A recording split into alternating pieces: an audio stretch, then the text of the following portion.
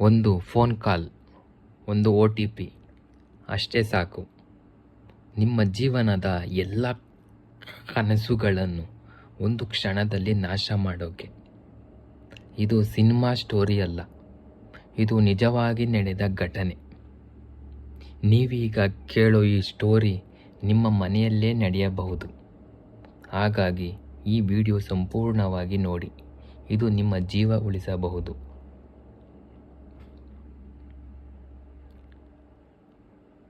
ಬೆಂಗಳೂರು ಅಂದರೆ ಜನಸಂದಣಿ, ಟ್ರಾಫಿಕ್, ಕೆಲಸದ ಒತ್ತಡ ಇದೆಲ್ಲ ಇರುವುದು ಸಾಮಾನ್ಯ. ಅದರಲ್ಲಿ ಸಾಮಾನ್ಯ ವ್ಯಕ್ತಿ ಆಗಿದ್ದ ರಮೇಶ್ ಅಂದರೆ ನಮ್ಮಂಥವರೇ, ಮಿಡಲ್ ಕ್ಲಾಸ್ ಫ್ಯಾಮಿಲಿ, ಸ್ಯಾಲ್ರಿ ಮೇಲೆ ಬದುಕುವವರು. ಬೆಳಗ್ಗೆ 8 ಗಂಟೆಗೆ ಎದ್ದು ಬಸ್ ಹಿಡ್ಕೊಂಡು ಆಫೀಸ್ಗೆ ಹೋಗ್ತಿದ್ದ. ಸಂಜೆ ಸುಸ್ತಾಗಿ ಬಂದು ಮನೆಗೆ ಬರ್ತಿದ್ದ. ಅವನಿಗೆ ಒಂದು ಕನಸು ಇತ್ತು. ಅದು ಏನೆಂದರೆ ತನ್ನದೇ ಆದ ಸ್ವಂತ ಮನೆ ಮಾಡಿಕೊಳ್ಳಬೇಕೆಂದು.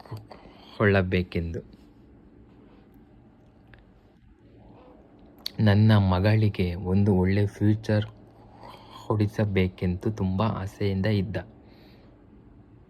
ಅದಕ್ಕಾಗಿ ಅವನು ಪ್ರತಿದಿನ ಕಷ್ಟಪಟ್ಟು ಆಫೀಸ್ಗೆ ಹೋಗಿ ಹಣ ಸೇವಿಸುತ್ತಿದ್ದ.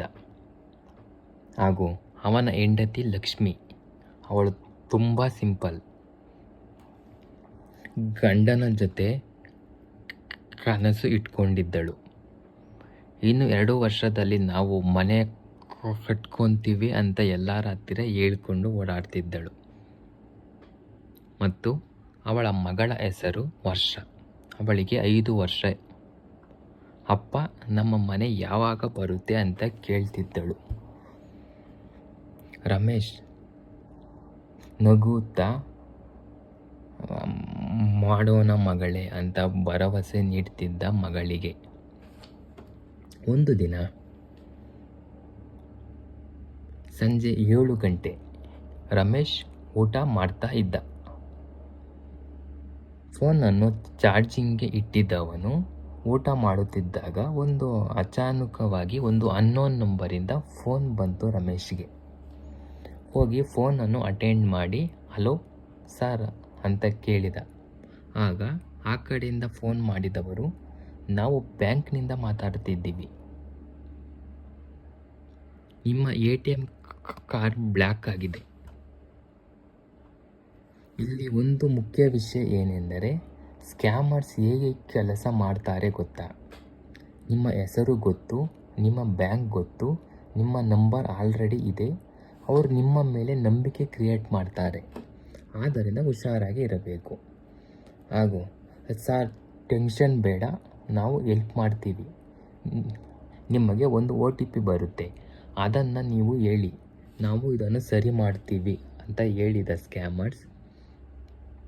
ಅದನ್ನು ನಂಬಿದ ರಮೇಶ್ದೇ ದೊಡ್ಡ ತಪ್ಪು. ರಮೇಶ್ ಯೋಚನೆ ಮಾಡಲಿಲ್ಲ, ಅವನು OTP ಹೇಳಿಬಿಟ್ಟ. ಹೇಳಿದ ತಕ್ಷಣ ಅವನ ಅಕೌಂಟಿನಿಂದ 2 ಲಕ್ಷ ಅಮೌಂಟ್ ಇನ್ನೊಂದು ಅಕೌಂಟಿಗೆ ವರ್ಗಾವಣೆ ಆಗಿದೆ. ಆ ಮೆಸೇಜನ್ನು ನೋಡಿದ ರಮೇಶ್ ಫುಲ್ ಶಾಕ್. ಹಾಗೂ ಇನ್ನೊಂದು ಮೆಸೇಜ್, ಅದು ಕೂಡ 3 ಲಕ್ಷ ಅಮೌಂಟ್ ವಿತ್ಡ್ರಾ ಆಗಿದೆ ಎಂದು ಬಂದಿತ್ತು. 5 ಲಕ್ಷ 5 ನಿಮಿಷದಲ್ಲಿ ಹೋಗಿಬಿಟ್ಟಿತ್ತು. ಆದ್ದರಿಂದ ಅವನು ಮೈ ಕೈ ಎಲ್ಲ ನಡುಕ ಶುರುವಾಯಿತು. ಅವನಿಗೆ ಆಶ್ಚರ್ಯ, ಇದು ಹೇಗಾಯಿತು ಎಂದು. ಆದ್ದರಿಂದ ಹೆಂಡತಿ ಕೂಡ ಅಲ್ಲೇ ಪಕ್ಕದಲ್ಲಿ ಇದ್ದ ಕಾರಣ ಹೆಂಡತಿಯು ಕೂಡ ನೋಡಿದಳು. ಹೆಂಡತಿ ಇದನ್ನು ಕೇಳಿದ ತಕ್ಷಣ ಅಳ್ತಿದ್ದಳು. ಇದು ನಮ್ಮ ಮನೆಯ ಹಣ. ಮಗಳು ಅರ್ಥ ಆಗ್ತಿಲ್ಲ, ಆದರೆ ಅಪ್ಪ ಅಳೋದನ್ನು ನೋಡಿ ಅವಳು ಕೂಡ ಅಳ್ತಾ ಇದ್ದಳು. ಅವರು ಪೊಲೀಸ್ ಸ್ಟೇಷನ್ಗೆ ಹೋದರು. ಪೊಲೀಸರು ಕೇಳಿದ್ದು ಒಂದೇ ಪ್ರಶ್ನೆ, OTP ಕೊಟ್ಟಿದ್ದೀರಾ? ರಮೇಶ್, ಹೌದು ಕೊಟ್ಟಿದ್ದೀನಿ ಸರ್ OTP. ಆಗ ರಿಕವರ್ ಮಾಡೋದು ತುಂಬ ಕಷ್ಟನಪ್ಪ, ಎಂದು ಪೊಲೀಸ್ ಹೇಳಿದ ಮಾತಿಗೆ ರಮೇಶ್ ಕೂಡ ಬಿಕ್ಕಿ ಬಿಕ್ಕಿ ಅಳಲು ಶುರು ಮಾಡಿದನು. ಆದ್ದರಿಂದ ಗಮನಿಸಿ, OTP ನಿಮ್ಮ ಹಣ, ಯಾರಿಗೂ ಕೊಡೋಕೆ ಹೋಗಬೇಡಿ. ಬ್ಯಾಂಕ್ ಯಾವತ್ತೂ ಕೇಳೋದಿಲ್ಲ. ಇದು ರಿಸರ್ವ್ ಬ್ಯಾಂಕ್ ಆಫ್ ಇಂಡಿಯಾ ಕೂಡ ಸ್ಪಷ್ಟವಾಗಿ ಹೇಳಿದೆ. ಆದರೂ ನಮ್ಮ ಜನ ನಂಬುತ್ತಿಲ್ಲ. ಮತ್ತು ಇನ್ನೊಂದು ಏನೆಂದರೆ UPI ಸ್ಕ್ಯಾಮ್ ಸ್ಟೋರಿ. ಇದು ಏನೆಂದರೆ, ಒಬ್ಬನು OLXನಲ್ಲಿ ಐಟಮ್ ಹಾಕಿದ್ದ, ಬಯ್ಯರ್ ಆಗಿ ಸ್ಕ್ಯಾಮರ್ ಬಂದ, QR ಕೋಡ್ ಸ್ಕ್ಯಾನ್ ಮಾಡಿಸಿದ, ಹಣ ಹೋಗ್ತು. ಹಾಗೂ job scam, work from home ಅಂತ ಹೇಳಿ ರಿಜಿಸ್ಟ್ರೇಷನ್ ಫೀ ತೆಗೆದುಕೊಂಡು ಡಿಸಪಿಯರ್. ಅಂದರೆ ವರ್ಕ್ ಫ್ರಮ್ ಹೋಮ್ ಕೆಲಸ ಕೊಡಿಸ್ತೀನಿ ಅಂತ ನಂಬಿಕೆ ಇಟ್ಟು ನಿಮ್ಮ ಹತ್ತಿರ ಸ್ವಲ್ಪ ಹಣವನ್ನು ತೆಗೆದುಕೊಂಡು ಅನಂತರ ಫೋನನ್ನು ಸ್ವಿಚ್ ಆಫ್ ಮಾಡಿ ಅವರ ಪಾಡಿಗೆ ಅವರು ಇದ್ದು ಬಿಡುತ್ತಾರೆ. ಮತ್ತು ಲೋನ್ ಆ್ಯಪ್ ಸ್ಕ್ಯಾಮ್, ಲೋನ್ ಕೊಟ್ಟು ನಂತರ ಅರೆಸ್ಟ್ಮೆಂಟ್. ಅಂದರೆ ಲೋನ್ ಆ್ಯಪ್ಸ್, ನೀವು 5,000 to 10,000 ಅಮೌಂಟ್ಗಳು ಅರ್ಜೆಂಟಾಗಿ ಬೇಕೆಂದು ಎಲ್ಲದಕ್ಕೂ ಓಕೆ ಎಂದು ಕೊಟ್ಟಿರ್ತೀರ. ಆದ್ದರಿಂದ ಅವರು ನಿಮ್ಮ ಫೋಟೋವನ್ನು ಇಟ್ಟುಕೊಂಡು ನೀವು ಲೋನ್ ಅಮೌಂಟನ್ನು ಕಟ್ಟಿಲ್ಲ ಅಂದರೆ ನಿಮ್ಮ ಫೋಟೋವನ್ನು ನಿಮ್ಮ ಮೊಬೈಲ್ ನಂಬರ್ನಲ್ಲಿರುವ ಬೇರೆಯವರಿಗೆ ತುಂಬ ಅಸಹ್ಯವಾಗಿ ಎಡಿಟ್ ಮಾಡಿ ಸೆಂಡ್ ಮಾಡುವುದು. ಇದು ಕೂಡ ಒಂದು ಸ್ಕ್ಯಾಮ್.